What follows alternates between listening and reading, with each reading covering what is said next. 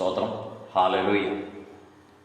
കർത്താവിൻ്റെ അതിപരിശുദ്ധ നാമം വാഴ്ത്തപ്പെടുമാറാകട്ടെ. എന്നും ലൈവായിട്ട് നിങ്ങളുടെ മുന്നിലേക്ക് കടന്നു വരുവാൻ ദൈവമായ കർത്താവ് നൽകിയ ഈ നല്ല സമയത്തിനായി ഞാൻ കർത്താവിനെ സ്തുതിക്കുകയും മഹത്വപ്പെടുത്തുകയും ചെയ്യുന്നു. വളരെ നാളുകൾക്ക് ശേഷമാണ് ലൈവായിട്ട് നിങ്ങളുടെ മുമ്പിലേക്ക് ഇന്ന് കടന്നു വരുന്നത്. അങ്ങനെ കടന്നു വരുവാനും ദൈവത്തെ മഹത്വപ്പെടുത്തുവാനും ദൈവവചനത്തിൽ നിന്ന് ചില കാര്യങ്ങൾ നിങ്ങളുമായിട്ട് പങ്കുവയ്ക്കുവാനും ദൈവമായ കർത്താവ് നൽകിയ ഈ നല്ല സമയത്തിനായിട്ട് ദൈവത്തെ സ്തുതിക്കുകയും മഹത്വപ്പെടുത്തുകയും ചെയ്യുന്നു. ആമേൻ. ഹല്ലേലൂയ. നാം ലോകത്തിൻ്റെ ബുദ്ധിയിൽ നോക്കുക, അല്ലെങ്കിൽ സാധാരണഗതിയിൽ മാനുഷികമായി ചിന്തിച്ചു കഴിഞ്ഞാൽ ലോകത്തിൽ വിവിധ ജാതികളുണ്ട്, വിവിധ വംശങ്ങളുണ്ട്, വിവിധ ഗോത്രങ്ങളുണ്ട്. കൂടാതെ ക്രൈസ്തവ വിഭാഗക്കാരും നിരവധിയായിട്ടുണ്ട്. എന്നാൽ ഇതൊക്കെയും മാനുഷിക ചിന്തയിലും മാനുഷിക ദൃഷ്ടിയിലുമുള്ളതാണ്. എന്നാൽ ദൈവത്തിൻ്റെ ദൃഷ്ടിയിൽ ഈ ഭൂമിയിൽ രണ്ട് കൂട്ടരേ ഉള്ളൂ. ഒന്ന് വിശ്വാസികളും രണ്ടാമത്തേത് അവിശ്വാസികളും. വേറൊരു രീതിയിൽ പറഞ്ഞാൽ ഈ ലോകത്തിൽ രണ്ട് ദൈവങ്ങളുണ്ട്. ഒന്ന് അത്യുന്നതനായ ദൈവവും മറ്റൊന്ന് ഈ ലോകത്തിൻ്റെ ദൈവമായ പിശാച്. അങ്ങനെ നോക്കുമ്പോൾ ഇവിടെ രണ്ട് തരത്തിലുള്ള ഒരു ഭരണ സംവിധാനമാണ് നിലനിൽക്കുന്നത്. അത്യുന്നതനായ ദൈവത്തിൻ്റെ പുത്രൻ നമുക്ക് നൽകിയിരിക്കുന്ന വചനത്തിൻ്റെ അടിസ്ഥാനത്തിൽ ജീവിക്കുന്നവർ നിത്യതയിൽ ഒരു പ്രത്യാശ വെച്ചുകൊണ്ട് മുന്നോട്ട് പോവുകയാണ്. എന്നാൽ ഈ ലോകത്തിൻ്റെ ദൈവമായ പിശാച് മനുഷ്യനെ നയിക്കുന്നത് നിത്യനാശത്തിലേക്കാണ്. അങ്ങനെ ഇവിടെ രണ്ട് കൂട്ടര് ഉണ്ട് എന്ന് തിരുവചനം തന്നെ വ്യക്തമായി പറയുന്നു. അതായത് വിശ്വാസികൾക്ക് ഒരു ദൈവമുണ്ട്, അവിശ്വാസികൾക്ക് മറ്റൊരു ദൈവവുമുണ്ട്. ഇത് ഞാൻ വെറുതെ പറഞ്ഞതല്ല, ദൈവവചനത്തിൻ്റെ അടിസ്ഥാനത്തിൽ തന്നെയാണ് ഞാൻ പറഞ്ഞത്. അത്യുന്നതനായ ദൈവം എന്നൊരുത്തനുണ്ട് എന്ന് തിരുവചനത്തിൻ്റെ ആദിയോട് അന്ത്യം വ്യക്തമായി എഴുതിയിട്ടുള്ള കാര്യമാണ്. അത് പിതാവായ ദൈവമാണ് എന്ന് നാം അറിയുന്നു. എന്നാൽ അതിന് താഴെയായി അതുകൂടാതെ മറ്റൊരു ദൈവം കൂടെ ഉണ്ട് എന്ന് 2 കൊരിന്ത്യർ അതിൻ്റെ 4-ാം അധ്യായം 4-ാം വാക്യത്തിൽ എഴുതിയിരിക്കുന്നത് ഇപ്രകാരമാണ്: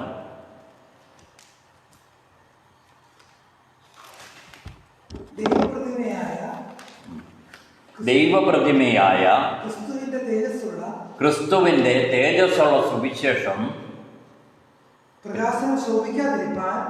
ശോഭിക്കാതിരിക്കുവാൻ ഈ ലോകത്തിന്റെ ദൈവം അവിശ്വാസികളുടെ മനസ്സ് കുരുടാക്കി. അപ്പോൾ ഇവിടെ വളരെ വ്യക്തമായിട്ട് പറയുകയാണ്, അവിശ്വാസികൾക്ക് ഒരു ദൈവമുണ്ട്. അപ്പോൾ അവിശ്വാസികൾക്ക് ഒരു ദൈവമുണ്ട്, വിശ്വാസികൾക്ക് മറ്റൊരു ദൈവവുമുണ്ട്. ഇവരെ രണ്ടുപേരെയും വേർതിരിക്കുന്ന ഘടകമാണ് വിശുദ്ധ വേദപുസ്തകം.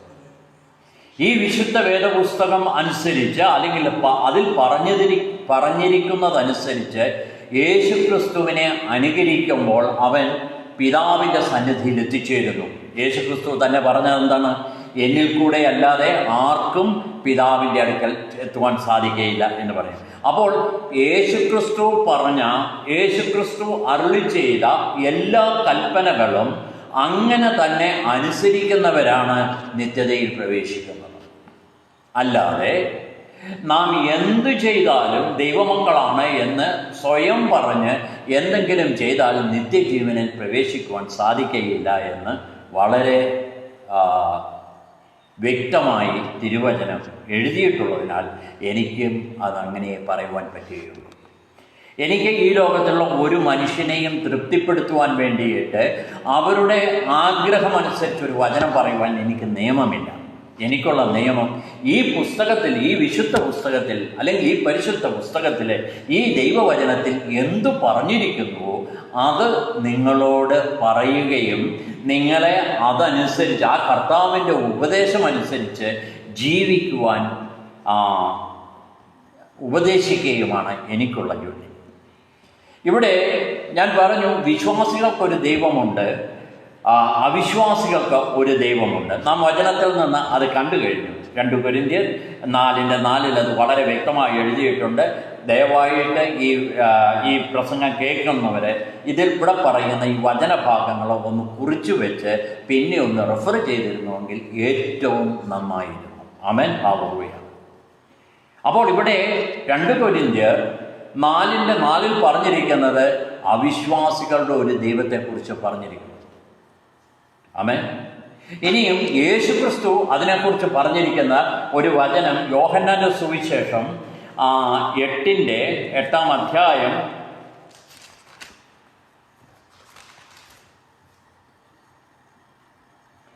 അതിൻ്റെ 42-ാം വാക്യത്തിൽ ഇങ്ങനെ പറയുന്നു. വായിക്കാം. 8:42.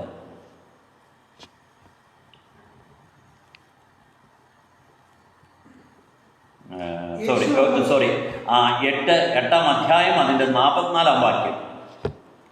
നിങ്ങൾ പിശാചെന്ന പിതാവിന്റെ മക്കൾ, നിങ്ങളുടെ പിതാവിന്റെ മോഹങ്ങളെ ചെയ്യുവാനും ഇച്ഛിക്കുന്നു. അവൻ ആദ്യം മുതൽ കുലപാതകനായിരുന്നു. അവൻ സത്യം ഇല്ലായ്മ കൊണ്ട് സത്യത്തിൽ നിലനിൽക്കുന്നതുമില്ല. അവൻ ഫോഷ്ക് പറയുമ്പോൾ സ്വന്തത്തിൽ നിന്ന് എടുത്തു പറയുന്നു. അവൻ ഫോഷ്ക് പറയുന്നവരും അതിന്റെ അപ്പനുമാകുന്നു. ആമേൻ. വളരെ ദീർഘമായ ഒരു വചനമാണ്. അപ്പോൾ തന്നെ അതിനകത്ത് വളരെ അന്തർലീനമായി കിടക്കുന്ന ഒരു ദൈവിക മർമ്മം കൂടെയാണ് അവിടെ വെളിപ്പെടുത്തിക്കൊണ്ടിരിക്കുന്നത്. നിങ്ങൾ പിശാചെന്ന പിതാവിൻ്റെ മക്കൾ. അപ്പോൾ പിശാചിന് ഒരു മക്കളും അല്ലെങ്കിൽ പിശാചിനും ഒരു സന്തതി ഉണ്ട് എന്ന് അവിടെ വളരെ വ്യക്തമായിട്ട് നമ്മുടെ കർത്താവായ യേശു ക്രിസ്തു ഒരു മുന്നറിയിപ്പ് തരികയാണ്. ആമേൻ, ഹല്ലേലൂയ. എന്താണ് എഴുതിയിരിക്കുന്നത്?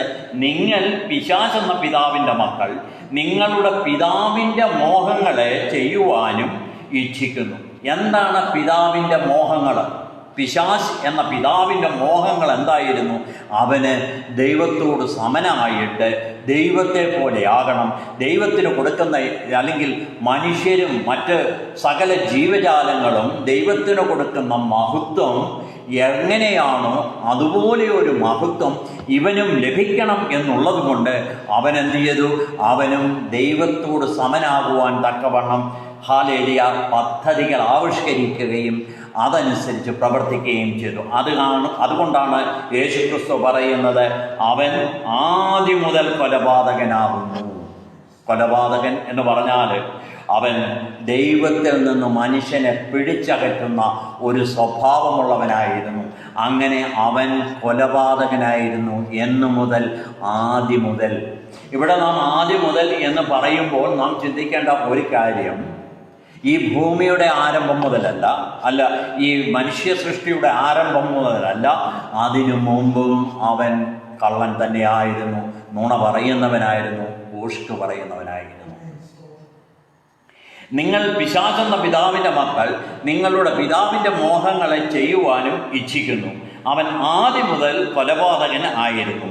അവനിൽ സത്യം ഇല്ലായ്ക കൊണ്ട് സത്യത്തിൽ നിലനിൽക്കുന്നില്ല.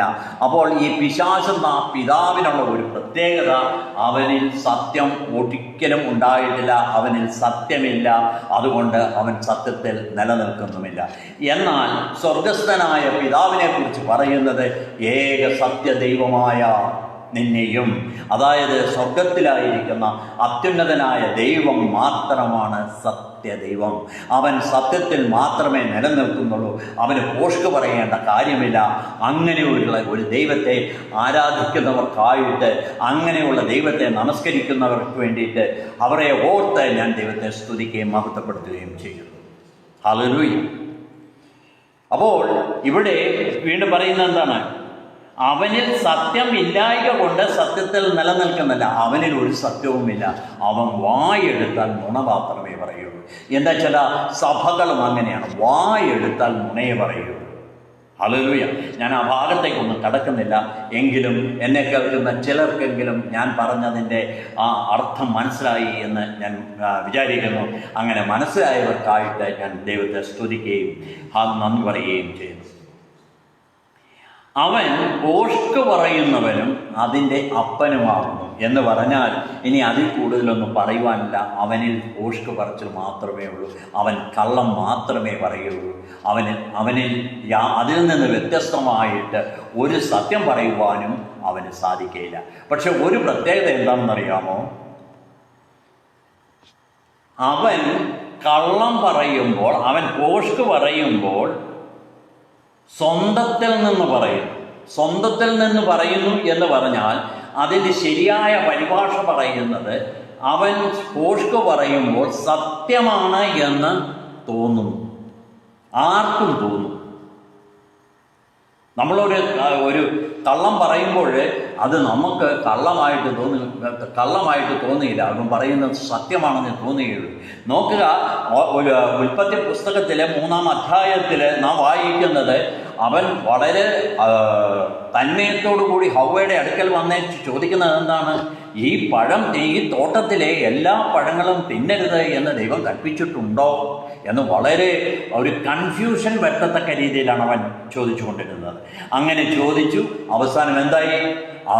പലതരത്തിൽ പറഞ്ഞു, നിങ്ങൾ ഇത് തിന്നുകയാണ് എങ്കിൽ നിങ്ങളുടെ കണ്ണു തുറക്കുകയും നിങ്ങൾ ദൈവത്തെ പോലെ ആകുകയും ചെയ്യും എന്ന് പറഞ്ഞ് അവൻ എന്താണ് ചെയ്തത്? ഒരു ഉപായം അല്ലെങ്കിൽ ഒരു വ്യാജം, അതല്ലെങ്കിൽ ഒരു ഭോഷ്ക് പറഞ്ഞ് മനുഷ്യനെ ഒരു ബന്ധനത്തിലാക്കുകയാണ് ചെയ്തത്. അവൻ്റെ അടിമയാക്കുകയാണ് ചെയ്തത്. അതുകൊണ്ടാണ് അവൻ സ്വന്തത്തിൽ നിന്നാണ്. ഭോഷ്ക് പറയുമ്പോൾ അവൻ സ്വന്തത്തിൽ നിന്ന് പറയുന്നു. അവൻ പറയുന്നത് കേൾക്കുമ്പോൾ ഇത് ശരിയാണല്ലോ, ഇത് സത്യമാണല്ലോ എന്ന് ആർക്കും തോന്നും. അതുകൊണ്ട് നമ്മുടെ കർത്താവായ യേശു ക്രിസ്തു പറയുന്നു, ഞാൻ സത്യം പറയുന്നത് കൊണ്ട് നിങ്ങൾ എന്നിൽ വിശ്വസിക്കുന്നില്ല. അവ ഭോഷ്ക് പറയുമ്പോൾ നിങ്ങൾ വിശ്വസിക്കുന്നു. എന്നാൽ നമ്മുടെ കർത്താവായ യേശു ക്രിസ്തു പറയുകയാണ്, ഞാൻ സ്വർഗത്തിൽ നിന്ന് ഇറങ്ങി വന്നവനാണ്, എൻ്റെ പിതാവ് എന്നെ അയച്ചതാണ് എന്നൊക്കെ പറഞ്ഞിട്ടും ഇതൊന്നും അവർ വിശ്വസിക്കുന്നില്ല.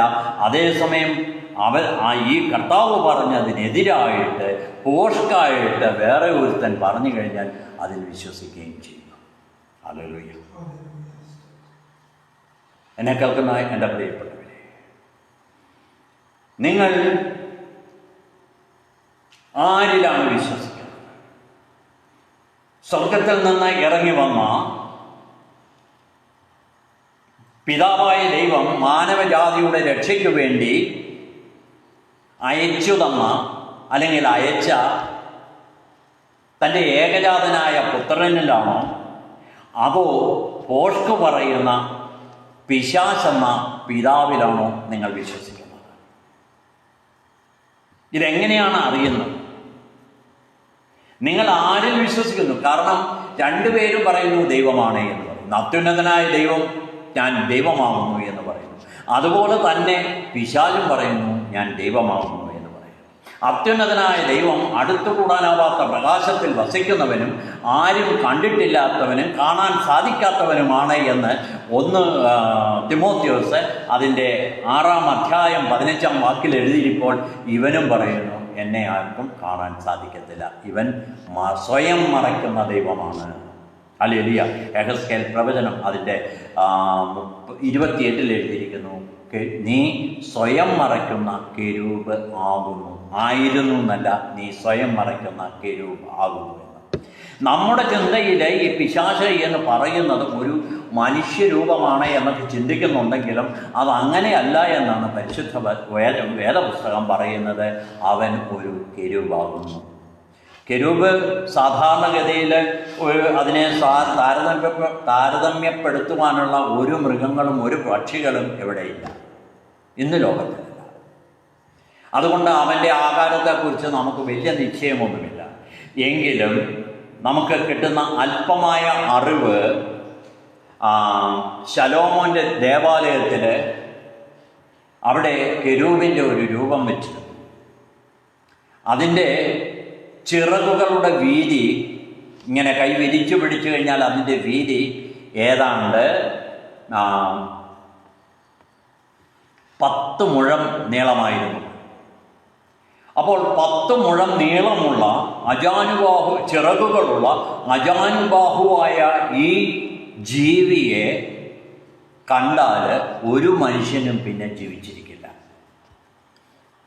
യഹോവയായ ദൈവം മോശയോട് പറഞ്ഞു, എൻ്റെ മുഖം കണ്ടാൽ പിന്നെ ഒരു മനുഷ്യനും ജീവിച്ചിരിക്കില്ല എന്ന് പറഞ്ഞു. അതുപോലെ തന്നെ ഇവൻ്റെ ഈ ശക്തമായ ഈ വലിയ വലിയ ശരീരം കണ്ടാൽ പിന്നെ ഒരു മനുഷ്യനും ജീവിച്ചിരിക്കില്ല. മറ്റൊന്ന് നോക്കുക, ദൈവത്തിന് ഒരു ഏകജാതനായ ഒരു പുത്രനുണ്ട്, അവൻ്റെ പേര് യേശുക്രിസ്തു ആണ് എന്ന് യേശുക്രിസ്തു തന്നെ വെളിപ്പെടുത്തുന്നു.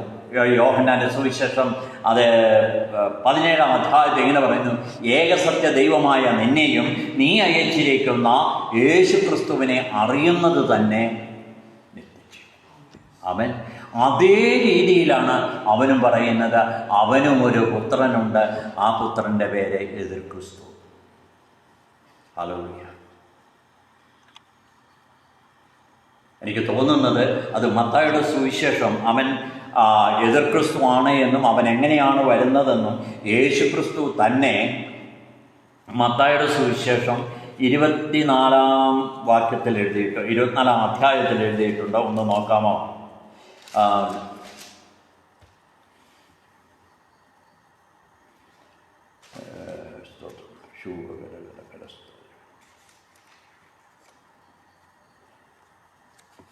ഇരുപത്തിനാലാണോ 5 പെട്ടെന്ന് എനിക്ക് ഓർമ്മയിലേക്ക് വന്നതാണ്, എങ്കിലും അത് കിട്ടുന്നില്ല. അത് എഴുതിയിരിക്കുന്നത്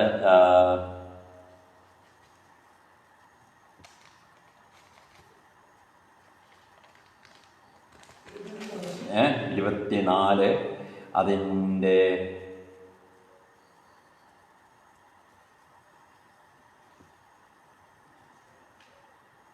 എൻ്റെ നാമത്തിൽ എൻ്റെ പേരെടുത്ത് വേറെ പലരും ഇവിടെ വരും.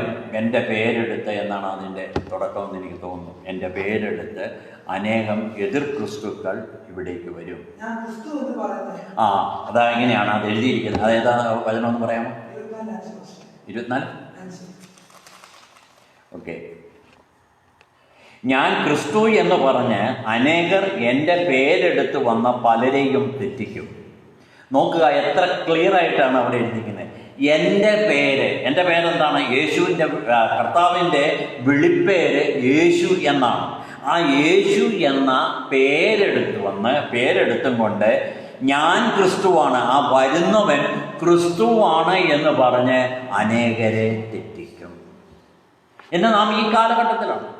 അപ്പോൾ ഈ വരുന്നത് യഥാർത്ഥ ക്രിസ്തുവല്ല, അത് പിശാചിൻ്റെ സന്തതിയായ ക്രിസ്തുവാണ്, എതിർ ക്രിസ്തുവാണ്. അവനും വരുന്നത് എങ്ങനെയാണ്? ക്രിസ്തു എന്ന പേരെടുത്ത് യേശു എന്ന വിളിപ്പേരിലാണ് അവൻ വരുന്നത്.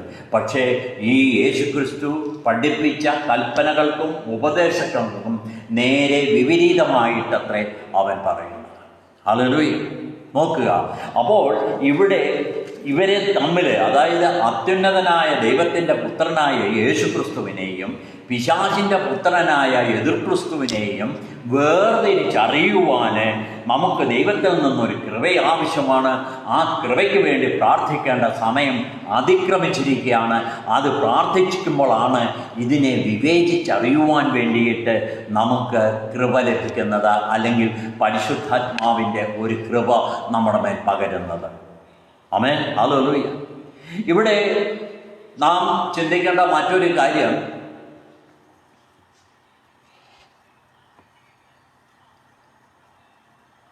എന്നെ കേൾക്കുന്ന നിങ്ങൾ യഥാർത്ഥത്തിൽ ദൈവസന്തതിയാണ് എന്നൊന്ന് പരിശോധിക്കുവാൻ ലഭിക്കുന്ന ഒരു നല്ല സമയമാണ്. ഹല്ലേലൂയ. എന്നെ കേൾക്കുന്ന നിങ്ങൾ യഥാർത്ഥത്തിൽ ദൈവസന്തതിയാണോ എന്ന് അറിയുവാൻ ലഭിച്ചിരിക്കുന്ന ഏറ്റവും നല്ല ഒരു സമയമാണ്. നിങ്ങൾ യഥാർത്ഥമായ അത്യുന്നതനായ ദൈവത്തിൻ്റെ സന്തതികളാണ് എങ്കിൽ അതറിയുവാനും നേരെ മറിച്ച് ആ അത്യുന്നതനായ ദൈവത്തിൻ്റെ മകൻ അല്ല, മറിച്ച് ദൈവത്തിൻ്റെ പ്രതിയോഗിയായ പിശാചിൻ്റെ സന്തതിയാണോ എന്ന് അറിയുവാനും തക്കവണ്ണം ഒരു നല്ല സമയം നമുക്ക് ദൈവം നമ്മുടെ മുമ്പിൽ തന്നിരിക്കുകയാണ്. എങ്ങനെയാണ് നമ്മളിത് അറിയുന്നത്? ആർക്ക് വേണേലും പറയാം ഞാൻ ദൈവസന്തതിയാണ്. കാരണം അത്യുന്നതനെയും ദൈവമെന്ന് പറഞ്ഞിട്ടുണ്ട്, യേശു ക്രിസ്തുവിനെയും ദൈവമെന്ന് പറഞ്ഞിട്ടുണ്ട്, പിശാചിനെയും ദൈവമെന്ന് പറഞ്ഞിട്ടുണ്ട്, എതിർ ക്രിസ്തുവിനെയും ദൈവമെന്ന് പറയും. അപ്പോൾ ഇങ്ങനെയുള്ള സാഹചര്യങ്ങളിൽ എങ്ങനെയാണ് ശരിക്കുമുള്ള ഒരു വ്യക്തി യഥാർത്ഥത്തിൽ അത്യുന്നതനായ ദൈവത്തിൻ്റെ സന്തതിയാണോ അല്ലയോ എന്ന് അറിയുവാൻ എന്താണ് ഒരു പോംവഴി? ഹല്ലേലൂയ. നമ്മുടെ അറിവിൽ എന്ത് പോംവഴിയാണ്? നാം റോമർക്കുള്ള ലേഖനം വായിക്കുകയാണെങ്കിൽ അതിനകത്ത് സർവ്വ മനുഷ്യരും പാപം ചെയ്തു, ഒരു മനുഷ്യൻ്റെ അനുസരണക്കേടിനാൽ സകല മനുഷ്യരും പാപം ചെയ്യുകയും സകല മനുഷ്യരും പാപത്തിന് അടിമപ്പെടുകയും ചെയ്തു. അവിടെ പറയുന്ന, അല്ലെങ്കിൽ മരണത്തിന് അടിമപ്പെടുകയും ചെയ്തിരിക്കുന്നു. അവിടെ പറയുന്ന ആ മരണം നിത്യമരണത്തെയാണ് സൂചിപ്പിക്കുന്നത്. അപ്പോൾ എന്താണ്? ഓരോ മനുഷ്യനും പാപത്താൽ, ആദാമ്യ പാപത്താൽ മരണത്തിന് കീഴ്പ്പെട്ട് അല്ലെങ്കിൽ നിത്യനാശത്തിന് കീഴ്പ്പെട്ടിരിക്കുന്ന ഒരു സാഹചര്യത്താണ്. അതെല്ലാ മനുഷ്യരും, ഒരാളല്ല, എല്ലാ മനുഷ്യരും. ഒരു ഏകന്റെ അനുസരണക്കേടിനാൽ സകല മനുഷ്യരും പാപികളായി തീർന്നു എന്നാണ് റോമർക്കുള്ള ലേഖനത്തിൽ പറഞ്ഞിരിക്കുന്നത്. അപ്പോൾ നാം എല്ലാ മനുഷ്യരും നിത്യമരണത്തിന് വിധിക്കപ്പെട്ടവരായിരുന്നു. എന്നാൽ ദൈവത്തിന്, അത്യുന്നതനായ ദൈവത്തിന്, നമ്മുടെ പിതാവായ ദൈവത്തിന് നമ്മോട് കരുണ തോന്നി, നമ്മോട് ദയ തോന്നി, നമ്മോട് സ്നേഹം തോന്നി, ആ വലിയ ആപത്തിൽ നിന്ന്, ആ വലിയ വിപത്തിൽ നിന്ന് നമ്മെ രക്ഷിക്കുവാൻ തൻ്റെ ഏകജാതനായ പുത്രനെ അയച്ചു. ആ ഏകജാതനായ പുത്രനിൽ വിശ്വസിക്കുന്ന ഒരുവനും ന്യായവിധിയില്ല എന്ന് പിതാവിൽ നിന്ന് തന്നെ നമുക്ക് വാഗ്ദത്തം ലഭിച്ചിരിക്കുകയാണ്. ആ ഏകജാതനായ പുത്രനിൽ നാം വിശ്വസിക്കണം. ഒരു വ്യക്തി കർത്താവായ യേശു ക്രിസ്തുവിൽ വിശ്വസിക്കുക എന്ന് പറഞ്ഞാൽ അത് അധരം കൊണ്ടുള്ള വിശ്വാസമല്ല. ആ വിശ്വാസം എന്താണോ, കർത്താവിൽ നിന്ന് നാം നേടിയെടുത്ത വിശ്വാസം, അല്ലെങ്കിൽ ആ കൃപയ്ക്കനുസരിച്ചുള്ള വിശ്വാസം, അതിന് ഏറ്റക്കുറച്ചിലൊക്കെ ഉണ്ട്. അതൊന്നും ഏതാണെങ്കിലും കർത്താവായ യേശുവിനെ അല്ലെങ്കിൽ യേശുവിനെ നാം കർത്താവെന്ന് വിശ്വസിക്കുകയും നമ്മുടെ പാപങ്ങൾക്ക് വേണ്ടി അവൻ ക്രൂശിക്കപ്പെട്ടു എന്ന് വിശ്വസിക്കുകയും ചെയ്തു കഴിഞ്ഞാൽ നാം പിന്നെ പാപത്തിന് അടിമയാകാതെ ജീവിക്കേണ്ടിയിരിക്കുന്നു. കാരണം നാം എല്ലാവരും ഈ കർത്താവിൻ്റെ കൽപ്പനകൾ അനുസരിച്ചിട്ടുള്ള എല്ലാവരും ഒരൊറ്റ രീതിയിലാണ് രക്ഷ. എന്താണ്? യേശു ക്രിസ്തുവിനോടുകൂടെ മരിക്കുകയും അടക്കപ്പെടുകയും ഉയർത്തെഴുന്നേൽക്കുകയും ചെയ്തു. എന്തിനു വേണ്ടിയിട്ടാണ് ഉയർത്തെഴുന്നേറ്റത്? ജീവന്റെ പുതുക്കത്തിൽ നടക്കുവാൻ വേണ്ടിയിട്ട് ഉയർത്തെഴുന്നേൽക്കുകയാണ് ചെയ്തിരിക്കുന്നത്. പിന്നെ നമുക്ക് പാപം ചെയ്യുവാൻ നിയമമില്ല, അല്ലെ? മനഃപൂർവ്വം പാപം ചെയ്യുവാൻ നിയമമില്ല. കാരണം പാപം ചെയ്യരുത് എന്നൊരു കൽപ്പന നമ്മുടെ മുമ്പിൽ ലഭിച്ചിരിക്കുന്നു. അപ്പോൾ വീണ്ടും നാം മനഃപൂർവ്വം പാപം ചെയ്തു കഴിഞ്ഞാൽ അതിൽ നിന്ന് രക്ഷ പ്രാപിക്കുവാൻ വേണ്ടിയിട്ട് ഒരു യാഗവുമില്ല എന്ന് എബ്രായർക്കുള്ള ലേഖനത്തിൽ പറയും. അപ്പോൾ ഇപ്പം നിലവിലുള്ള നമുക്ക് ദൈവം നമ്മുടെ മുമ്പിൽ വെച്ചിരിക്കുന്ന ആ പരമയാഗത്തിൽ ആശ്രയിക്കുകയും അതിൽ വിശ്വസിക്കുകയും ചെയ്തു കഴിയുമ്പോൾ പിന്നെ നമുക്ക് പാപം ചെയ്യുവാൻ സാധിക്കില്ല. കാരണം നമ്മുടെ കൈകളും നമ്മുടെ കാലുകളും നമ്മുടെ ബുദ്ധിയും നമ്മുടെ മനസ്സും എല്ലാം യേശുക്രിസ്തുവിനോട് കൂടെ തുളയ്ക്കപ്പെടുകയും നാം പാപസംബന്ധമായിട്ട് മരിക്കുകയും ഹല്ലേലൂയ അടക്കപ്പെടുകയും ജീവന്റെ പുതുക്കത്തിൽ നടക്കുവാൻ തക്കവണ്ണം ഉയർത്തെഴുന്നേൽക്കുകയും ചെയ്തവരാണ്. പിന്നെ നമുക്ക് പാപം ചെയ്യുവാൻ അനുവാദമില്ല. ഹല്ലേലൂയ. ഇവിടെ ഇവരാണ് ദൈവമക്കൾ എന്ന തിരുവചനം വിവക്ഷിക്കുന്നത്. കർത്താവിൽ ആശ്രയിച്ച് കർത്താവിൻ്റെ കൽപ്പനകൾ അനുസരിച്ച് വിശുദ്ധിയും വേർപാടും ഉള്ള ഒരു ജീവിതം നയിക്കുമ്പോഴാണ് അവരെയാണ് ദൈവമക്കൾ എന്ന് പറയുന്നത്. എന്നാൽ ഞങ്ങൾ കൽപ്പനകൾ അനുസരിക്കുന്നുണ്ട്, ഞങ്ങൾ ഏത് കൽപ്പനകളാണ് അനുസരിക്കാത്തത് എന്ന് പലരും ചോദിക്കുമ്പോൾ കൽപ്പനകൾ അനുസരിക്കേണ്ട വിധത്തിൽ അനുസരിക്കേണ്ടിയിരിക്കുന്നു. നിങ്ങളോട് ആരെങ്കിലും ഏതെങ്കിലും ഒരു സാധനം അല്ലെങ്കിൽ ഒരു സഹോദരിയോട് അല്ലെങ്കിൽ അമ്മയോട് അല്ലെങ്കിൽ ഭാര്യയോട് മീൻകറി വെച്ചുകൊണ്ട് എന്ന് പറഞ്ഞു കഴിഞ്ഞാൽ അവൾ എങ്ങനെയായാലും ഒരു മീൻകറി വെച്ചുകൊണ്ട് വന്നാൽ നിങ്ങളത് കഴിക്കില്ല. കാരണം അതിന് ചില നിയമങ്ങളുണ്ട്, ചില ചട്ടങ്ങളുണ്ട്. അങ്ങനെ കൽപ്പന അനുസരിക്കുമ്പോഴാണ് അത് ഏറ്റവും മനോഹരമായിത്തീരുന്നത്. മുമ്പേ പറഞ്ഞതുപോലെ തന്നെ ഒരു സഹോദരിയോട് മീൻകറി വെക്കാൻ പറഞ്ഞു. അവൾ കുറേ മീൻ മേടിച്ചു. അത് കഴുകാതെയും വെട്ടാതെയും ഒക്കെ എങ്ങനെയൊക്കെയെങ്കിലും ഒരു മീൻകറി വെച്ച് നിങ്ങളുടെ മുമ്പിൽ കൊണ്ടുവന്നു കഴിഞ്ഞാൽ അത് നിങ്ങൾക്ക് കഴിക്കുവാൻ സാധിക്കില്ല. നിങ്ങൾക്ക് എന്നല്ല, ലോകത്തിൽ ഒരു മനുഷ്യർക്കും കഴിക്കാൻ സാധിക്കില്ല. എന്നാൽ അതിന് ചട്ടമുണ്ട്. എന്താണ് ചട്ടം? അത് വെട്ടി വൃത്തിയാക്കി നല്ലവണ്ണം കഴുകി ആവശ്യത്തിന് പുളിയും എരിവും എല്ലാം ചേർത്ത് കറി വയ്ക്കുമ്പോൾ അത് ഏറ്റവും ആസ്വാദികരമായി തീരും. അപ്പോൾ നിയമവും ചട്ടവും പാലിച്ചുകൊണ്ട് കൽപ്പന അനുസരിക്കുമ്പോൾ മാത്രമാണ് അത് കൽപ്പനയുടെ അനുസരണമായിട്ട് ദൈവം അംഗീകരിക്കുകയുള്ളൂ. മനുഷ്യരുടെ മുമ്പിൽ നിങ്ങൾക്ക് പറയാം ഞാൻ കൽപ്പന അനുസരിച്ചു, പക്ഷേ ദൈവം അതനുസരിക്കുന്നില്ല.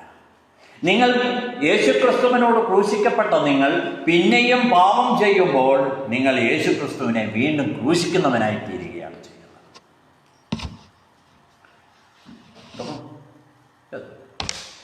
ആമേൻ, ഹല്ലേലൂയ. അപ്പോൾ നിങ്ങൾ എന്നെ കേൾക്കുന്ന എൻ്റെ പ്രിയപ്പെട്ടവര് ദൈവമക്കളാണോ അല്ലയോ എന്ന് പരിശോധിക്കുവാൻ കിട്ടുന്ന ഏറ്റവും നല്ല സമയമാണ് ഇത് എന്ന് ഞാൻ പറയും. ഇപ്പോൾ നിങ്ങൾ ഇരിക്കുന്ന ഇടത്തു തന്നെ നോക്കുക, നിങ്ങൾ സ്നാനപ്പെട്ടിട്ടുണ്ടോ? അല്ലെങ്കിൽ യേശുവിനെ നിങ്ങൾ കർത്താവായി സ്വീകരിച്ചിട്ടുണ്ടോ? യേശുവിനെ കർത്താവായി സ്വീകരിച്ചിട്ടുള്ള നിങ്ങൾ കർത്താവിൻ്റെ കൽപ്പനയായ സ്നാനം ഏറ്റിട്ടുണ്ടോ? വീണ്ടും ജനനം പ്രാപിച്ചിട്ടുണ്ടോ? ദൈവരാജ്യത്തിൽ പ്രവേശിച്ചിട്ടുണ്ടോ? നിങ്ങൾ ഇപ്പോഴും വിഗ്രഹാരാധന നടത്തുന്നവരാണോ? ഇപ്പോഴും വിഗ്രഹങ്ങളെയും പ്രതിമകളെയും ചുമന്നുകൊണ്ട് നടക്കുന്നവരാണോ? അതിൻ്റെ മുമ്പിൽ തിരികെത്തിക്കുകയും അതിനോട് വളരെ ബഹുമാന പുരസ്സരം അതിൻ്റെ മുമ്പിൽ പോയി തൊഴുതുകയും ചെയ്ത് അവയെ സേവിക്കുന്നവരാണോ? നിങ്ങളുടെ പാപഭാരവും നിങ്ങളുടെ ജീവിതഭാരവും ഒഴിവാക്കാൻ വേണ്ടി ദേശത്തുള്ള മലമുകളിൽ കയറി നടക്കുന്നവരാണോ? എങ്കിൽ നിങ്ങൾ അത്യുന്നതനായ ദൈവത്തിൻ്റെ മക്കൾ അല്ല എന്ന് പറയേണ്ടി വരും. സ്നേഹിതാതെ, എൻ്റെ വാക്കുകളല്ല ഞാൻ ഈ പറയുന്നത്. ഞാൻ വചനത്തിൻ്റെ അടിസ്ഥാനം, യേശുക്രിസ്തു പറഞ്ഞ വചനത്തിൻ്റെ അടിസ്ഥാനത്തിൽ തന്നെയാണ് ഞാൻ പറയുന്നത്. അതുകൊണ്ട് എനിക്ക് ധൈര്യമായിട്ട് ഇത് പറയുവാൻ, പ്രഖ്യാപിക്കുവാൻ സാധിക്കും. ഹല്ലേലൂയ. അപ്പോൾ ഞാൻ ആദ്യം പറഞ്ഞതുപോലെ നമ്മളെല്ലാം പാപികളായിരുന്നു. പാപമില്ലാത്തവരാരുമില്ലായിരുന്നു. വേറൊരു രീതിയിൽ പറഞ്ഞാൽ സങ്കീർത്തനക്കാരൻ പറയുന്നത് എന്താണ്? സ്ത്രീകളിൽ നിന്ന് ജനിച്ചവരിൽ ആരും നീതിമാന്മാരില്ലല്ലോ, നീതിമാന്മാർ ഇല്ലല്ലോ. ദൈവം സ്വർഗത്തിൽ നിന്ന് ഭൂമിയിലേക്ക് നോക്കി നീതിമാന്മാരുണ്ടോ എന്നാണ് നോക്കിയത്. ഒരു നീതിമാനെയും കണ്ടില്ല, ഒരൊറ്റ നീതിമാനെയും ദൈവം കണ്ടില്ല. എല്ലാവരും അപ്പം തിന്നുന്നത് പോലെ പാപം തിന്നുന്നു. ഹല്ലേലൂയ. അപ്പോൾ സകല മനുഷ്യരും പാപികളായിരുന്നു എന്ന് ദൈവം തന്നെ പ്രഖ്യാപിച്ചു. ആമേൻ. അപ്പോഴാണ് ദൈവം തൻ്റെ ഏകജാതനായ പുത്രനെ അയച്ച് ചില ഉപദേശങ്ങൾ നമുക്ക് തന്നത്. ആ ഉപദേശം അനുസരിച്ച് നാം കൽപ്പനകൾ അനുസരിക്കുകയും നമ്മുടെ ജീവിതത്തെ ക്രമീകരിക്കുകയും ചെയ്തു കഴിഞ്ഞാൽ നാം യഥാർത്ഥത്തിൽ ദൈവസന്തതികളായി മാറും.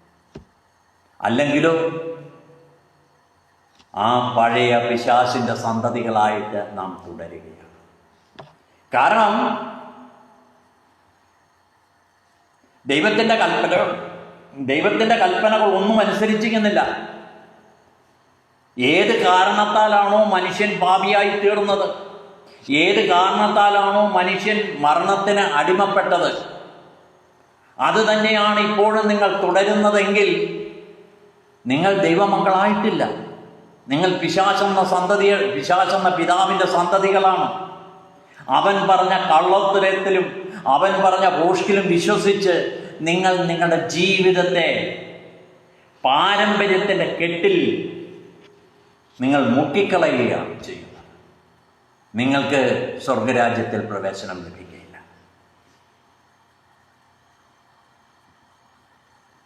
വിഗ്രഹാരാധന എന്താണ് എന്ന് തിരുവചനത്തിൽ വളരെ വ്യക്തമായിട്ട് എഴുതിയിട്ടുണ്ട്.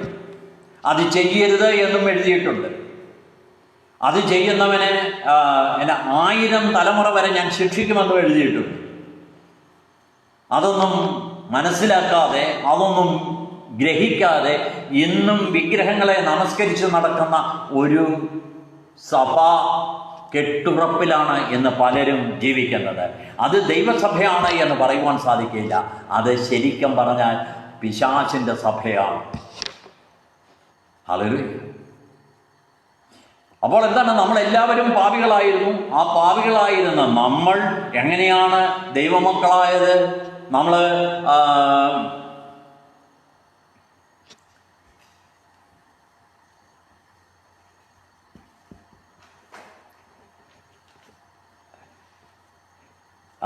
യോഹന്നാന്റെ സുവിശേഷം 8-ാം അധ്യായം അതിൻ്റെ 47 ഇപ്രകാരമാണ് പറയുന്നത്: ദൈവസന്തതിയായവൻ ദൈവവചനം കേൾക്കുന്നു. വളരെ വ്യക്തമായിട്ട് മനസ്സിലാക്കുക, ശ്രദ്ധിച്ചു വായിക്കുക.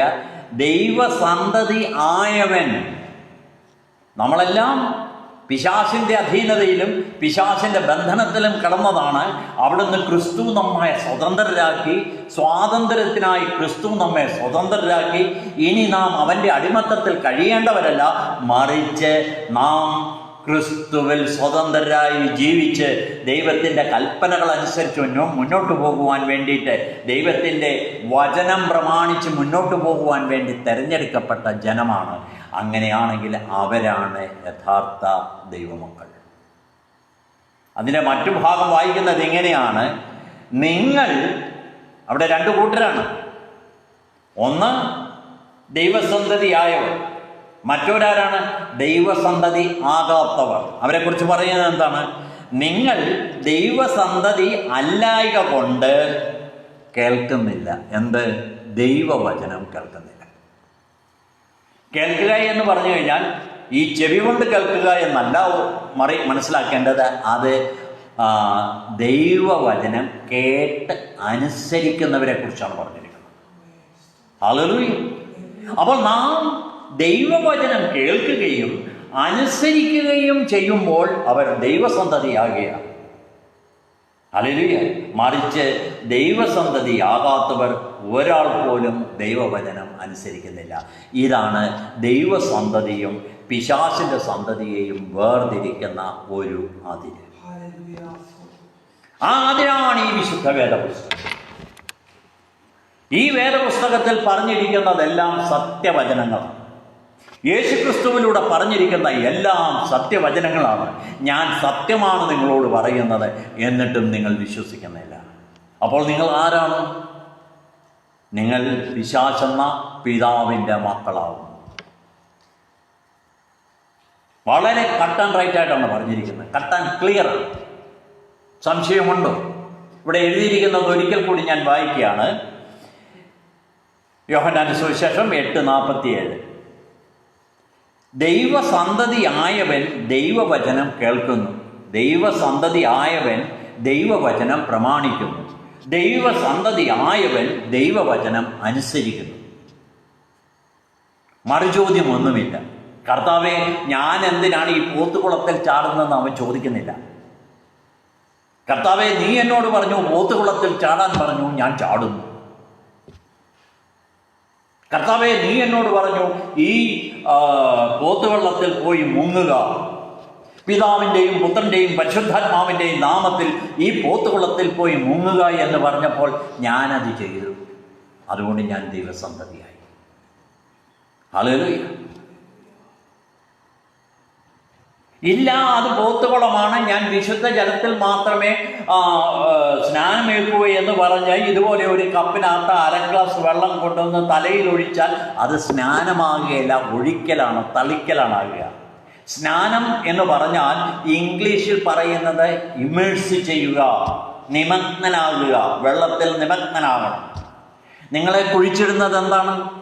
ഒരല്പം ഇത്രയും ഒരു കപ്പ് വെള്ളത്തിൽ ഉള്ള ഒരു കപ്പ് മണ്ണ് കൊണ്ടാണോ നിങ്ങളെ കുഴിച്ചിടുന്നത്? 6 അടി മണ്ണ് 6 അടി മണ്ണ് മാറ്റി ഒരു വലിയ കുഴി ഉണ്ടാക്കി അതിനകത്താണ് നിങ്ങളെ കുഴിച്ചിടുന്നത്. ആ കുഴിക്ക് സമാനമായിട്ട് നിൽക്കുന്നത് വെള്ളമാണ്. ആ വെള്ളത്തിലേക്ക് നിങ്ങൾ മുങ്ങുമ്പോഴാണ് നിങ്ങൾ യഥാർത്ഥ സ്നാനം നടത്തുന്നത്. ഇങ്ങനെ ഒരു കപ്പ് വെള്ളം അല്ലെങ്കിൽ ഒരു കപ്പ് മണ്ണിനകത്ത് നിങ്ങൾ കുഴിച്ചിട്ടാൽ ഈ നരിച്ചീറ്, പട്ടി, പിന്നെന്താണ് വേറൊന്നും കൂടെ ഉണ്ടല്ലോ, ഈ രാത്രി നടക്കുന്ന ജീവികൾ, ചെന്നായ, അങ്ങനെയുള്ള ചില ജീവികൾ, അത് അതിൻ്റെ കയ്യും കാലും ഒക്കെ പറഞ്ഞുകൊണ്ട് ഏതൊക്കെയാണെങ്കിലും നിങ്ങളെ പൂർണ്ണമായിട്ട് അതിനകത്ത് മുക്കാൻ സാധിക്കുക.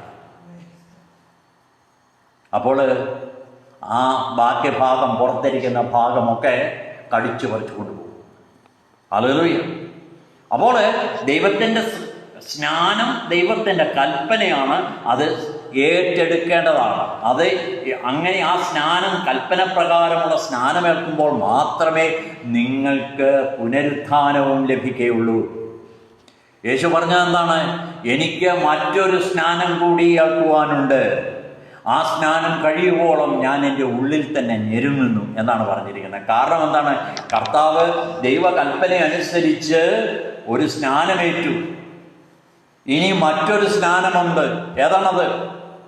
മരണം, അടക്ക്, ഉയർപ്പ്. ഞാൻ സ്നാനമേറ്റു എങ്കിൽ മാത്രമേ, അല്ലെങ്കിൽ എന്നെ കേൾക്കുന്ന നിങ്ങൾ കർത്താവിൻ്റെ കൽപ്പന അനുസരിച്ച് മത്തായിയുടെ സുവിശേഷം 28:19 പറയുന്ന പ്രകാരം പിതാവിൻ്റെയും പുത്രൻ്റെയും പരിശുദ്ധാത്മാവിൻ്റെയും നാമത്തിൽ സ്നാനമേറ്റു എങ്കിൽ മാത്രമേ കർത്താവിൻ്റെ വരവിങ്കൽ ഉയർത്തെഴുന്നേൽക്കുക. ഇല്ലെങ്കിൽ പിന്നെ ഒരവസരത്തിൽ ലജ്ജയ്ക്കായിട്ട് പുനരുത്ഥാനം ചെയ്യേണ്ടി വരും. ആമേൻ. നിങ്ങളുടെ സഭക്കാര് ഒരു ബസ് പുർക്കാന ശുദ്ധീകരണ സ്ഥലമൊക്കെ ഉണ്ട് എന്ന് പറഞ്ഞ് നിങ്ങളുടെ വിശ്വാസികളെ കളിപ്പിക്കുന്നുണ്ട്. അതൊക്കെ പണസമ്പാദനത്തിന് വേണ്ടിയിട്ട്.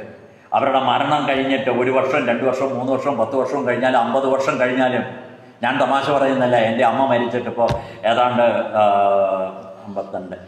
68 വർഷമായി, 67 വർഷമായി. ഇപ്പോഴും എൻ്റെ ഒരു പെങ്ങൾ കുർബാനയ്ക്ക് കാശ് കൊടുത്തുകൊണ്ടിരിക്കുകയാണ്. അപ്പോൾ ഈ 67 വർഷമായിട്ട് എത്ര 1000 രൂപ എൻ്റെ പെങ്ങൾ അച്ഛന്മാർക്ക് കൊടുത്തിട്ടുണ്ടെന്ന് ഒന്ന് ചിന്തിച്ചു നോക്കാം. ഇങ്ങനെ എത്ര പേരുടെ കയ്യിൽ നിന്ന് ഒരു ഇടവകയിൽ എങ്ങനെയാണെങ്കിലും ഒരു 50 കുടുംബക്കാർ കാണും, 50 പേര് മരിച്ചിട്ടുണ്ടാകും. എത്രയായിരം രൂപയാണ് അച്ഛന് കിട്ടുന്നത്. ഇത് കൈക്കലാക്കുവാൻ വേണ്ടിയിട്ടാണ് ബസ് പുർക്കാന ശുദ്ധീകരണ സ്ഥലം എന്ന് പറഞ്ഞ് നിങ്ങളെ വഞ്ചിക്കുന്നത്. എന്നെ കേൾക്കുന്ന എൻ്റെ പ്രിയപ്പെട്ടവരെ, നമുക്ക് ശുദ്ധീകരിക്കുവാൻ, നാം ശുദ്ധീകരിക്കപ്പെടുവാൻ ദൈവം നൽകിയിരിക്കുന്ന ഏക സ്ഥലം ഏതാണെന്നറിയാമോ? നാം വസിക്കുന്ന ഈ ഭൂമിയാണ്, നാം വസിക്കുന്ന ഈ കാലഘട്ടമാണ്. ഈ കാലഘട്ടത്തിലാണ് നമുക്ക് ശുദ്ധീകരിക്കുവാൻ ലഭിക്കുന്ന ഏക സ്ഥലം. ഇത് കഴിഞ്ഞാൽ നിങ്ങളങ്ങോട്ട് മരിച്ച് അവസാനത്തെ ആ ശ്വാസം പുറത്തേക്ക് പോകുന്നതോടുകൂടി നിങ്ങളുടെ പ്രവൃത്തി അനുസരിച്ച് നിങ്ങൾക്ക് പ്രതിഫലം കിട്ടും. നിങ്ങളൊരു വിശ്വാസിയായി മരിക്കുന്ന, യഥാർത്ഥ വിശ്വാസിയായി, ദൈവ പൈതലായി, ദൈവസന്തതിയായിട്ടാണ് നിങ്ങൾ മരിക്കുന്നതെങ്കിൽ ആ സെക്കൻഡിൽ നിങ്ങളുടെ ആത്മാവ് സ്വർഗീയ പർദീസയിലേക്ക് പോകും. വെറുതെ പോവുകയില്ല, ദൂതന്മാർ വന്ന് നിന്നെ കൂട്ടിക്കൊണ്ടു പോകും.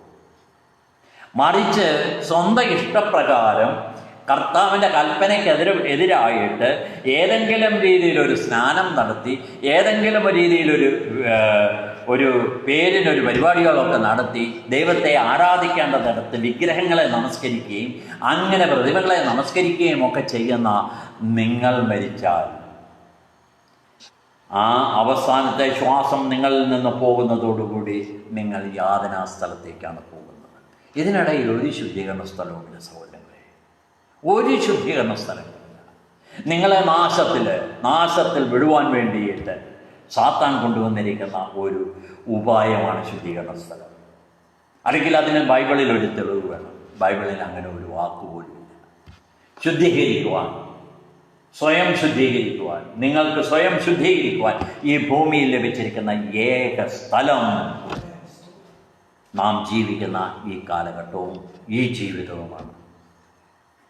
ഇത് കഴിഞ്ഞാൽ പിന്നെ ഒരു ജീവിതമുണ്ട്. ആ ജീവിതം ഏത് വേണം എന്ന് തീരുമാനിക്കാനുള്ള സ്വാതന്ത്ര്യവും നിങ്ങൾക്കുണ്ട്. ഹല്ലേലൂയ. നിങ്ങളുടെ മുമ്പിൽ ഞാൻ ജീവനും മരണവും,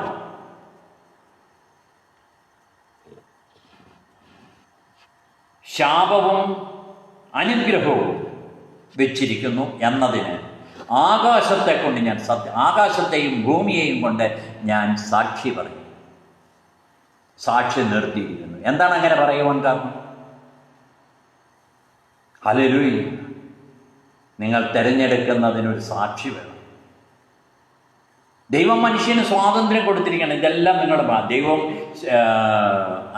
അനുഗ്രഹവും ശാപവും, നിത്യമരണവും നിത്യജീവനും നിങ്ങളുടെ മുമ്പിൽ വെച്ചിരിക്കുകയാണ്. ആമേൻ. ഏതാ വേണ്ടത്? നിങ്ങൾക്കിഷ്ടമുള്ളതുപോലെ തിരഞ്ഞെടുക്കുവാനുള്ള സ്വാതന്ത്ര്യം ദൈവം നിങ്ങൾക്ക് തന്നിട്ടുണ്ട്. നിങ്ങളുടെ സ്വാതന്ത്ര്യത്തിൽ കയറി ദൈവം ഒരിക്കലും ഇടപെടുകയില്ല. നിങ്ങളുടെ തീരുമാനം അനുസരിച്ചായിരിക്കും ദൈവം പ്രവർത്തിക്കുന്നത്. അതാണ് ദൈവത്തിൻ്റെ ഒരു പ്രത്യേകത. അപ്പോൾ നിങ്ങൾ അനുഗ്രഹമാണ് തിരഞ്ഞെടുക്കുന്നതെങ്കിൽ നിങ്ങൾ അനുഗ്രഹിക്കപ്പെടും. ശാപമാണ് തിരഞ്ഞെടുക്കുന്നതെങ്കിൽ ശപിക്കപ്പെട്ടിരിക്കും. നിങ്ങൾ മരണമാണ് തിരഞ്ഞെടുത്തതെങ്കിൽ നിങ്ങൾക്ക് നിത്യമരണം ലഭിക്കും.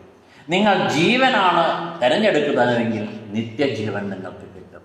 നിങ്ങളുടെ തിരഞ്ഞെടുപ്പിനനുസരിച്ചുള്ള പ്രതിഫലം ഓരോരുത്തർക്കും ലഭിക്കും. ഹല്ലേലൂയ. അപ്പോൾ നിങ്ങൾ ദൈവത്തിൻ്റെ കൽപ്പനകൾ വചനം പ്രമാണിച്ച് ദൈവത്തിൻ്റെ വചനമനുസരിച്ച് ജീവിച്ചാൽ നിങ്ങൾ ദൈവസന്തതിയാകും. ദൈവസന്തതി എപ്പോഴും ദൈവത്തോടുകൂടെ ഇരിക്കും. കർത്താവ് പറഞ്ഞത് എന്താണ്? എൻ്റെ പിതാവിൻ്റെ ഭവനത്തിൽ അനേകം വാസസ്ഥലങ്ങളുണ്ട്. ഇല്ലെങ്കിൽ ഞാൻ നിങ്ങളോട് പറയുമായിരുന്നു. ഞാൻ പോയി സ്ഥലം ഒരുക്കി പിന്നെയും വന്ന് നിങ്ങളെ കൂട്ടിക്കൊള്ളും. വേറൊരിടത്ത് പറയുന്നത്, പിതാവേ, ഞാനിരിക്കുന്നിടത്ത് ഇവരും ഇരിക്കണമെന്ന് ഞാൻ ആഗ്രഹിക്കുന്നു.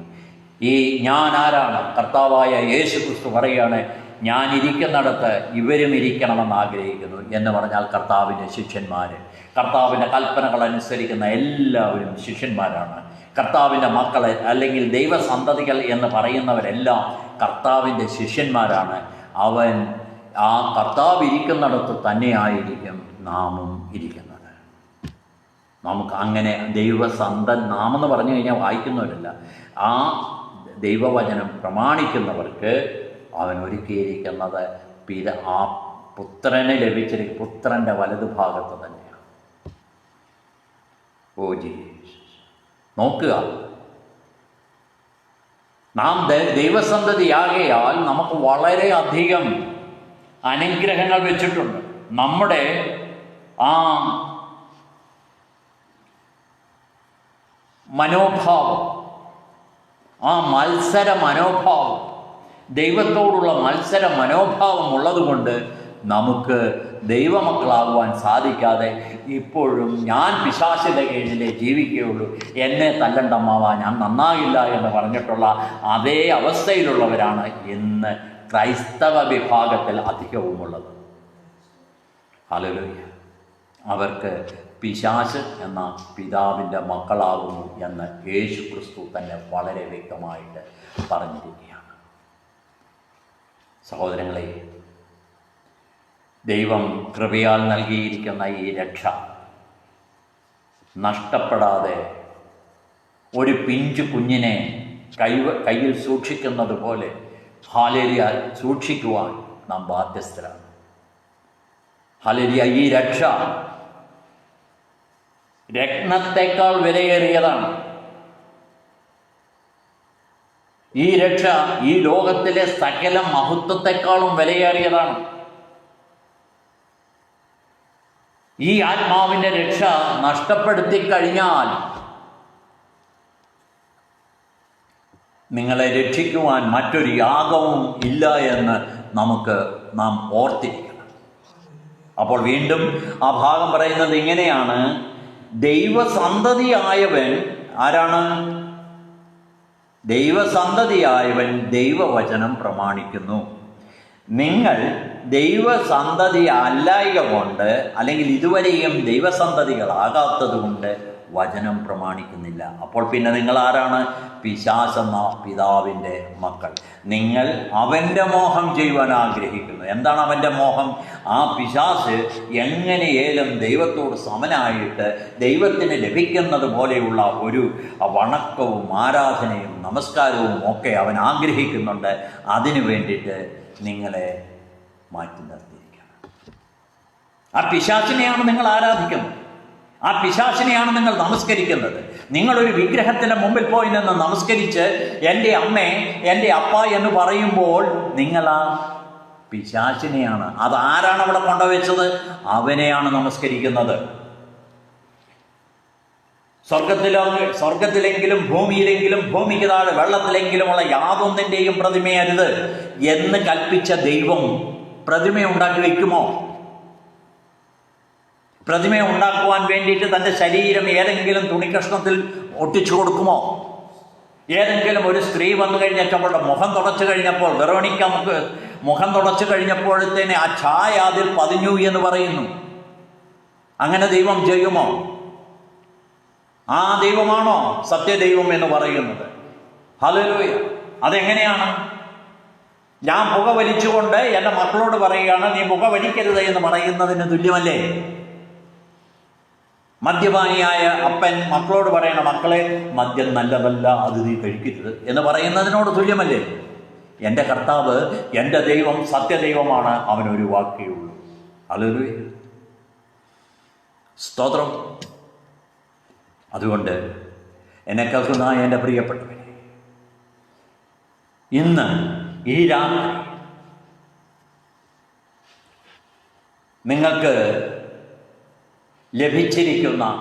ഒരുപക്ഷെ ലഭിച്ചിരിക്കുന്ന അവസാന നിമിഷമാണ് എങ്കിൽ ഇന്ന് ദൈവസന്തതി ആയിക്കൊള്ളാം എന്നൊരു എടുത്തിട്ട് കിടന്നുറങ്ങുവാൻ നോക്കുക. ലോകത്തിൽ ആരെല്ലാം എതിർത്താലും എന്തെല്ലാം സംഭവിച്ചാലും എനിക്കാവശ്യം എൻ്റെ നിത്യജീവനാണ്, എൻ്റെ ആത്മരക്ഷയാണ് എന്നൊരു തീരുമാനത്തിലെത്തിക്കൊണ്ട് ദൈവമേ നീ എനിക്കൊരു ദിവസം കൂടി ഒരു ആയുസ്സ് തരികയാണ് എങ്കിൽ നാളെ പോയി ഞാൻ നിന്റെ കൽപ്പനയനുസരിച്ച് പിതാവിൻ്റെയും പുത്രൻ്റെയും പരിശുദ്ധാത്മാവിൻ്റെയും നാമത്തിൽ സ്നാനമേറ്റ് കർത്താവിൻ്റെ ആ ക്രൂശ് മരണത്തോടും അടക്കത്തോടും ഉയർപ്പിനോടും ഏകീഭവിച്ചു കൊള്ളാമെന്നൊരു തീരുമാനമെടുക്കുക എങ്കിൽ ദൈവ മകനായിട്ട് നിങ്ങൾക്ക് ജീവിക്കാൻ സാധിക്കും. ഇല്ലെങ്കിൽ പിശാചെന്ന സന്തതിയുടെ മകൻ അല്ലെങ്കിൽ സന്തതി എന്ന പേരിൽ ഈ ലോകത്തോട് വിട പറയേണ്ടി വരും. സ്നേഹിത, ഞാൻ നിങ്ങളെ പഴിക്കുകയല്ല ചെയ്യുന്നത്, ഞാൻ നിങ്ങളെ കുറ്റപ്പെടുത്തുകയല്ല ചെയ്യുന്നത്, ഞാൻ നിങ്ങളുടെ ശത്രുവല്ല, ഞാൻ നിങ്ങളുടെ സ്നേഹിതനാണ്, നിങ്ങൾ എൻ്റെ സഹോദരനാണ്. എൻ്റെ ശത്രുവാണ് എങ്കിൽ എനിക്ക് പറയാം നീ എങ്ങനെയേലും പോയി തൊല. ഞാൻ ഈ രാത്രി സമയത്ത് ഇതും വെച്ചുകൊണ്ട് നിന്ന് ഈ വചനവും വായിച്ച് നിങ്ങളോട് സംസാരിക്കേണ്ട കാര്യമില്ല. എനിക്ക് നിങ്ങളോട് സ്നേഹമുള്ളത് കൊണ്ട്, നിങ്ങളെൻ്റെ സ്നേഹിതനായതുകൊണ്ട് നിങ്ങൾ എൻ്റെ മക്കളെ പോലെയുള്ളവരായതുകൊണ്ട്, നിങ്ങൾ എൻ്റെ മൂത്ത ജ്യേഷ്ഠ സഹോദരനെ പോലെ ആയതുകൊണ്ട്, നിങ്ങൾ എൻ്റെ അമ്മയെ പോലെയുള്ളവരായതുകൊണ്ട്, എൻ്റെ അപ്പനെ പോലെയുള്ളവരായതുകൊണ്ട്, ഞാൻ നിങ്ങളെ ആത്മാർത്ഥമായിട്ട് സ്നേഹിക്കുന്നത് കൊണ്ട് ഞാൻ പറയുകയാണ്, നിങ്ങൾ ദൈവസന്തതിയാകുവാൻ വേണ്ടിയിട്ട് കൽപ്പനകൾ പ്രമാണിക്കുക. Hallelujah, hallelujah. നിങ്ങൾ ജീവിതത്തിൽ നിങ്ങൾക്ക് ലഭിക്കാവുന്ന ഒരുപക്ഷെ അവസാനത്തെ നിമിഷങ്ങളാണ് എങ്കിൽ ഇന്ന് നിങ്ങളെടുക്കുന്ന തീരുമാനം നിങ്ങളെ ഒരു ദൈവസന്തതി ആക്കി മാറ്റുവാൻ സാധിക്കും. A transformation. അതിനായിട്ട് ദൈവം നിങ്ങളുടെ ഹൃദയത്തോട് ഇടപെടട്ടെ എന്ന് ഞാൻ പ്രാർത്ഥിക്കുകയാണ്. ഈ വചനങ്ങളാൽ ദൈവം നിങ്ങളെ അനുഗ്രഹിക്കട്ടെ. ഇവിടെ കഴിഞ്ഞ ദിവസം ഞങ്ങളുടെ ഈ ചാനലിൽ ഒരു റിക്വസ്റ്റ് ചെയ്തിരുന്നു, നിങ്ങളിൽ ആർക്കെങ്കിലും പ്രാർത്ഥന ആവശ്യമുണ്ടെങ്കിൽ എൻ്റെ നമ്പറിൽ വിളിച്ചാൽ ഞാൻ നിങ്ങൾക്ക് വേണ്ടിയിട്ട് പ്രാർത്ഥിക്കാം എന്ന് ഒരു നോട്ടിഫിക്കേഷൻ കൊടുത്തിരുന്നു. അതനുസരിച്ച് വളരെയധികം പേര് പല ആവശ്യങ്ങൾ പറഞ്ഞ് പ്രാർത്ഥിക്കുകയുണ്ടായി. അവർക്ക് വേണ്ടി ഞാനിപ്പോൾ പൊതുവായിട്ടൊന്ന് പ്രാർത്ഥിക്കുകയാണ്. പക്ഷേ ആ പ്രാർത്ഥന ദൈവം കേൾക്കും. എന്നാൽ പ്രാർത്ഥനയ്ക്ക് പ്രാർത്ഥനയുടേതായ ചില നിയമങ്ങളും കാര്യങ്ങളും ഉള്ളതുകൊണ്ട് നിങ്ങൾക്ക് പേഴ്സണലായിട്ടൊരു പ്രാർത്ഥന ആവശ്യമുണ്ട്. നിങ്ങളുടെ പ്രശ്നങ്ങൾക്ക് ഒരു പരിഹാരം, ഒരു ശാശ്വത പരിഹാരം ആവശ്യമാണ് എന്ന് തോന്നുന്നുവെങ്കിൽ എൻ്റെ ആ നമ്പർ ഇത് കൊടുത്തിട്ടുണ്ട്. ആ നമ്പറിൽ വിളിക്കുക. രാവിലെ ഒരു 6 മണി മുതൽ 8 മണി വരെയും വൈകുന്നേരം ഒരു 8 മണി തുടങ്ങി 10 മണി വരെയും നിങ്ങൾക്ക് എന്നെ നിങ്ങൾക്ക് വിളിക്കാവുന്നതാണ്. അതിനകത്ത് ഒഴികെയുള്ള 2 ദിവസം, ഒന്ന് തിങ്കളാഴ്ചയാണ്. തിങ്കളാഴ്ച എൻ്റെ വീട്ടിൽ വെച്ച് ഒരു സ്പെഷ്യൽ പ്രെയറുണ്ട്. ജാതി മത ഭേദമൊന്നുമില്ലാതെ പ്രാർത്ഥന ആവശ്യമുള്ളവർ കടന്നു വരികയും സൗഖ്യം ആവശ്യമുള്ളവർ കടന്നു വരികയും ഞങ്ങൾ അവർക്ക് വേണ്ടി പ്രാർത്ഥിക്കുകയും ചെയ്യുന്നു. ഞങ്ങൾ ചെറിയൊരു ഗ്രൂപ്പാണ്. അപ്പോൾ അത് തിങ്കളാഴ്ച എല്ലാ ദിവസവും 7 മണി തുടങ്ങി 9 മണി വരെയാണ്. അപ്പോൾ അന്നത്തെ ദിവസം ഇതിൻ്റെ ഇടയ്ക്ക് നിങ്ങൾക്ക് വേണ്ടി പ്രാർത്ഥിക്കാൻ സാധിക്കുമെന്ന് ഞാൻ തോന്നുന്നില്ല. എന്നാൽ അതിനുശേഷം 8 മണിക്ക് 9 മണിക്ക് ശേഷം നിങ്ങൾക്ക് വിളിക്കാം, ഞാൻ പ്രാർത്ഥിക്കുകയും ചെയ്യാം. പിന്നെ ഇത് ഫുള്ളി ഫ്രീ ഓഫ് ചാർജാണ്. ഈ കൃപ ദൈവം എനിക്ക് ഫ്രീ ആയിട്ട് തന്നതാണ്. അതുകൊണ്ട് ഈ പ്രാർത്ഥനയുടെ ആവശ്യത്തിലേക്ക് ഞാൻ ആരോടും ഒരു പൈസ പോലും ആവശ്യപ്പെടുന്നില്ല. അങ്ങനെ എൻ്റെ പേരിൽ അത് അങ്ങനെ ഇങ്ങനെ എന്ന് പറഞ്ഞ് ആരെങ്കിലും പണം ചോദിച്ചു കഴിഞ്ഞാൽ അത് കൊടുക്കരുത്. അത് ദൈവനിന്ദയാണ്. ആമേൻ. നിങ്ങൾക്ക് ഞാൻ പറഞ്ഞതും എനിക്ക് ദൈവം കൃപയാൽ നൽകിയ അല്ലെങ്കിൽ ദൈവം നസ്രയനായ യേശുവിൻ്റെ നാമത്തിൽ പ്രാർത്ഥിക്കുവാനും സൗഖ്യപ്പെടുത്തുവാനും ഒക്കെ നൽകിയിരിക്കുന്ന ആ കൃപ എനിക്ക് ലഭിച്ചത് ദാനമാണ്. അത് വിറ്റ് ദൈവത്തെ ദുഷിക്കുവാൻ, ദൈവനാമത്തെ ദുഷിക്കുവാൻ ഞാൻ തയ്യാറല്ല. അതുകൊണ്ട് ഞാൻ വളരെ ഭവ്യതയോടുകൂടി നിങ്ങളോട് പറയുകയാണ്, നിങ്ങൾക്ക് പ്രാർത്ഥന ആവശ്യമുണ്ടെങ്കിൽ ദയവായി കോൺടാക്റ്റ് ചെയ്യുക. It is free of charge. പിന്നെ ഞാൻ ഒരു കാര്യം കൂടെ പറഞ്ഞു, പ്രാർത്ഥിക്കുമ്പോൾ ഞാൻ വെറുതെ അങ്ങോട്ട് പ്രാർത്ഥിക്കുകയില്ല. ഞാൻ പ്രാർത്ഥിക്കേണ്ട വിധം എപ്രകാരമാണെന്ന് തിരുവചനത്തിൻ്റെ അടിസ്ഥാനത്തിൽ പറഞ്ഞിട്ടാണ് പ്രാർത്ഥന തുടങ്ങുന്നത്. നിങ്ങളെ ദൈവം അനുഗ്രഹിക്കട്ടെ. ഒരിക്കൽ കൂടി ദൈവം നിങ്ങളെ അനുഗ്രഹിക്കട്ടെ എന്ന് പ്രാർത്ഥിക്കുന്നു. ഇപ്പോൾ കഴിഞ്ഞ ദിവസങ്ങൾ അല്ലെങ്കിൽ ഇന്നലെ തുടങ്ങി ഒരുപാട് പേര് പ്രാർത്ഥന ആവശ്യപ്പെട്ടിട്ടുണ്ട്. അവർക്ക് വേണ്ടിയിട്ട് ഞാൻ പൊതുവായിട്ടൊന്ന് പ്രാർത്ഥിക്കുകയാണ്. നിങ്ങൾക്ക് ഒരു സ്പെഷ്യലായിട്ട് പ്രാർത്ഥന വേണമെന്നുണ്ടെങ്കിൽ അറിയിക്കുക.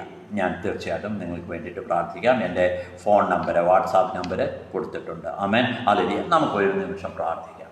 ഹല്ലേലൂയ. പ്രിയ കർത്താവേ, അങ്ങയുടെ നാമം, ആ പരിശുദ്ധ നാമം മഹത്വമെടുക്കുമാറാകട്ടെ. എന്നെ കർത്താവേ, ഹല്ലേലൂയ, കഴിഞ്ഞ 2 ദിവസങ്ങളായിട്ട് വിവിധ ആവശ്യങ്ങൾ പറഞ്ഞ് പലരും കർത്താവെ പ്രാർത്ഥിക്കുകയുണ്ടായി, ആ പ്രാർത്ഥന ആവശ്യപ്പെടുകയുണ്ടായി.